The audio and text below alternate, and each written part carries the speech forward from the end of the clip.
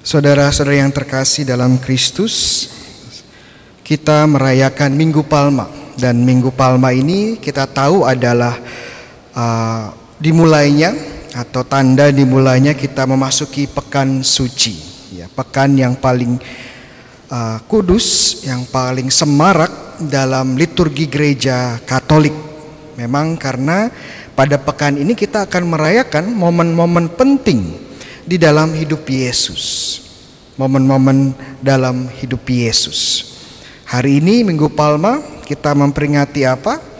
Memperingati Tuhan Yesus yang memasuki kota Yerusalem. Ya, nanti akan saya jelaskan lagi kenapa dia perlu masuk ke kota Yerusalem. Kemudian hari Senin, ya, Senin Suci atau Senin Kudus, kita mendengarkan bacaan apa? Ada yang tahu? Nanti saya kasih pisang kalau tahu. Iya. Tentang Yesus yang mengunjungi Maria dan juga Marta, Lazarus, dan kemudian Maria mengurapi kaki Yesus. Kenapa perlu diurapi? Ya, besok saya jawab. Ya. Selasa, Yesus mengatakan bahwa dari 12 rasul ada satu yang akan mengkhianati dia. Kita tahu siapa dia, ya. Dan pada hari Rabu, ya, murid yang akan mengkhianati Yesus, ya, Yudas Iskariot, ini menjual Yesus seharga berapa? 30, ya, perak. Kenapa 30 perak? Ya, karena 30 perak itu harga seorang budak. Jadi Yesus dijual sebagai seorang budak dengan harga yang murah. Dan tentu saja setelah Rabu Suci kita memasuki Kamis, ya, Trihari Suci, ya, mulai dari Kamis Putih, di mana kita tentu tahu, ya, merayakan perjamuan Tuhan, ya, perayaan Ekaristi pertama. Dan ini juga saat kita merayakan perayaan Ekaristi, ya, pertama atau perjamuan Tuhan, misa perjamuan Tuhan, itu juga menjadi tanda berakhirnya masa Prapaskah. Prapaskah. Makanya bajunya sudah berubah, ya. Romonya sudah ganti kostum, ya. Tidak lagi pakai ungu, tapi pakai putih. Kemudian hari Jumat, Jumat Agung, tentunya sudah tahu kita juga merayakan, ya, kisah sengsara, ya, Yesus dan wafatnya. Kemudian Sabtu pagi, Sabtu Suci, kita merayakan apa? Memperingati apa? Yesus bangkit? Belum. Yesus belum bangkit, ya. Yesus masih di dalam kubur, ya. Dan gereja percaya Yesus itu turun ke tempat orang-orang yang sudah meninggal, mewartakan Injil di sana.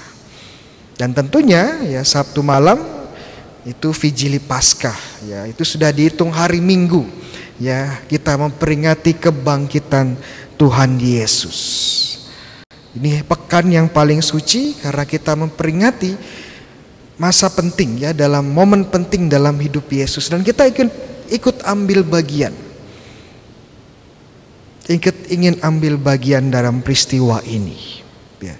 Bagi saya pribadi pekan suci adalah momen penting juga karena 2 tahun lalu 2019 saya memulai tugas saya di paroki ini Redemptor Mundi, ya, pada pekan suci juga. Waktu itu saya masih seorang diakon, ya, masih muda, masih ganteng-gantengnya, ya. Sekarang juga masih ganteng sih, ya. Dan saya masih ingat homili pertama saya, ya, Minggu Palma ini. Ya, Romo Adrian bilang, "Bayu, kamu yang khotbah." Siap, ya, siap.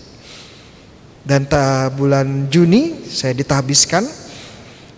Dan harapannya pekan suci 2020 itu menjadi pekan suci saya pertama sebagai seorang imam. Tapi apa yang terjadi?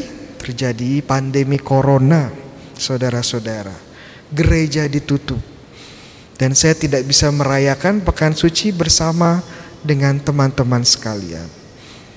Semua online, ya. Sedih rasanya, ya. Sedih, sendirian. Tapi sekarang, ya, 2021 keadaan semakin membaik, ya, Dan banyak dari kita sudah bisa kembali ke gereja. Dan ini momen pertama saya pekan suci merayakan dengan umat, dengan teman-teman sekalian. Satu hal yang sangat membahagiakan buat saya. Ya mungkin masih ada keterbatasan ya, karena tidak semua bisa ke gereja. Masih ada protokol kesehatan yang cukup ketat yang harus kita lakukan. Tapi ya tahun ini jauh lebih baik dari tahun lalu. Dan kita bersyukur bisa kembali ke gereja. Ya mungkin masih ada teman-teman yang belum bisa ke gereja, masih merayakan perayaan dengan online di rumah. Tapi mungkin ini menjadi kesempatan bersama dengan keluarga. Yang datang ke gereja pun ya misa onsite ya juga terbatas, tapi ada baiknya juga. Ya, ada baiknya juga. Tempatnya sekarang lega ya. Dulu kalau pekan suci empuk-empukan, wah, susah bernafas ya. Sekarang lega, ada jaraknya ya. Dulu pekan suci cari parkir susah. Ya, harus datang 2-3 jam sebelum misa atau perayaan. Itu pun masih rebutan ya. Kadang-kadang sebelum misa masih bertengkar dulu dengan petugas parkirnya ya. Masuk gereja keringetan ya. Masih duduk di belakang lagi ya. Sekarang lebih baik ya. Ya ada berkahnya juga, ada berkahnya juga. Buat kita merayakan dengan lebih kusuk ya, lebih dapat merenungkan misteri-misteri yang kita rayakan pada kesempatan ini ya. Biasanya, nah saya akan sedikit membahas ya tentang perayaan Minggu Palma. Karena bacaannya dalam perayaan Minggu Palma ini ada 2 Injil bahkan ya. Tadi yang di depan ya Markus 11, Yesus yang masuk ke kota Yerusalem. Dan tadi baru saja kita dengarkan kisah sengsara ya dari Markus juga.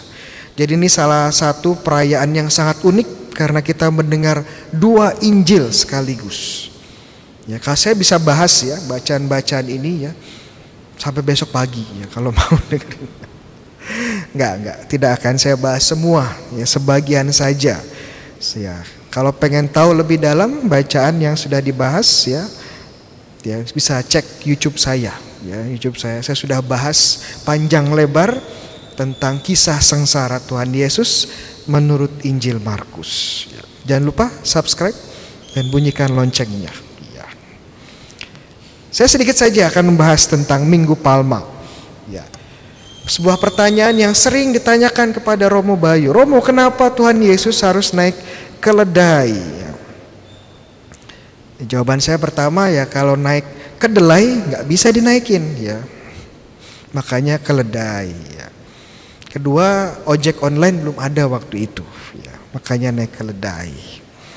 Ya, sedikit bercanda ya. Kenapa keledai ya?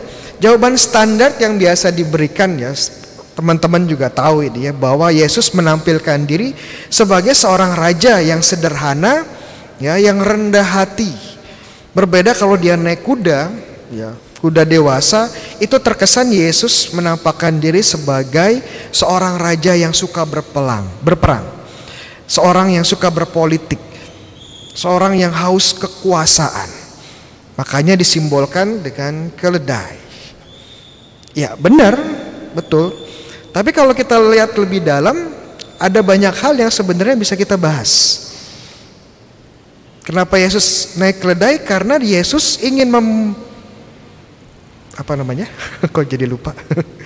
Ingin memenuhi ya sebuah nubuat dari seorang nabi. Nama nabinya ada yang tahu? Ya, kalau tahu saya kasih pohon pisang sekarang ya. Susah ini. Jangan pohon pisang, dia pohon palma ya. Supaya bisa dibawa pulang ya.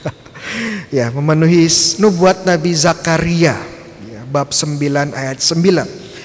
Ya, nabi ini berkata bahwa suatu hari ya rakyat Yerusalem akan bersorak-sorai karena seorang raja yang lemah lembut tapi jaya akan memasuki kota Yerusalem dengan keledai. Dan Yesus ingin memenuhi nubuat ini. Tapi ada satu hal lagi yang menarik, bahwa kalau kita kembali ke perjanjian lama, ya, kita teman-teman baca kitab suci perjanjian lama dengan cermat, Ya, saya percaya teman-teman masa Prapaskah ini dipakai ya untuk baca kitab suci. Ya. Orang Katolik kan cinta sama kitab suci ya. Rajin baca kitab suci. Ada seorang raja yang memang naik keledai. Ada, ya. Ada yang tahu? Nanti dapat pohon palma lagi ya. Nama raja ini adalah Raja Salomo, ya, anaknya Daud.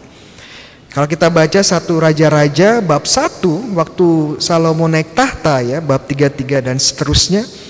Ya, waktu dia dinobatkan sebagai raja dan naik tahta, dia naik keledai. Dia naik keledai. Jadi Yesus sebenarnya ingin menunjukkan bahwa dia adalah Salomo yang baru. Kenal dong Salomo ya. Waktu saya belajar kitab suci, yang saya nggak bisa lupa dari Salomo adalah jumlah istrinya. Ada yang tahu jumlah istrinya berapa? Ya, 300. Itu baru istrinya ya. Belum selirnya. Selirnya berapa? 700 saudara-saudara. Ya. Jadi bayangkan 1000 orang. Jadi kalau ketemu istri pertama, ya malam ini dia akan ketemu istri yang pertama ini setelah 3 tahun lagi, ya, diputar satu-satu. Ya. Luar biasa, luar biasa. Itu yang nggak bisa saya lupa. Tapi tentunya ada banyak hal menarik juga tentang Salomo. Ya, apa saja Romo? Ya, pertama dia raja yang bijaksana. Kita tahu itu. Seperti Salomo adalah bijaksana, Yesus juga adalah bijaksana. Pengajarannya sampai sekarang ya kita lakukan. Cintailah musuhmu ya. Hukum tertinggi adalah mengasihi Tuhan dan sesama ya. Dan masih banyak lagi. Tidak hanya Raja Salomo itu bijaksana, tapi juga Raja Salomo cinta damai.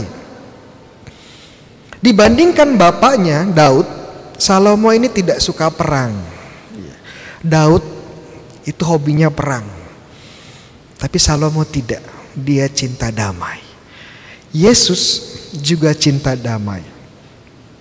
Tadi di Injil ada seorang murid ya yang mencoba menebas ya telinga hamba Imam Agung ya. Dari Injil Yohanes kita tahu siapa namanya yang menebas telinga ini ya, Petrus ya. Dan yang ditebas namanya siapa? Malkus ya. Nanti di Injil Yohanes hari Sabtu hari Jumat kita dengar ya. Yesus bilang ya, Petrus sarungkan pedang ya. Saya tidak suka kekerasan. Dan yang menarik adalah Salomo adalah yang bertanggung jawab atas pembangunan apa? Bukan pembangunan gereja RM yang pasti ya, bukan. Pembangunan bait Allah. Ya, jangan lupa ya. Dan Yesus juga bilang bahwa dia akan membangun bait Allah yang baru. Cuman bedanya apa? Bait Allah yang dibangun Salomo itu gedung. Sedangkan bait Allah Yesus itu adalah apa? Tubuhnya sendiri. Tubuh Yesus, tubuh Kristus adalah bait Allah yang baru. Dan siapa sih bait Allah yang baru? Siapa sih tubuh Kristus? Ya, kita semua gerejanya. Kita adalah bait Allah yang baru. Kita adalah tempat menyembah Allah yang benar. Jadi kita bisa lihat banyak kesamaan antara Salomo dan Salomo yang baru Yesus. Karena sama-sama naik keledai. Tapi ada satu hal terakhir yang ingin saya sampaikan yang cukup menarik, yang kadang-kadang tidak dibahas. Dan memang mungkin gak ada yang bahas ya. Bahwa keledai yang diminta Yesus, perhatikan ini hanya ada di Markus ya. Keledai yang diminta Yesus itu keledai muda yang belum pernah ditunggangi.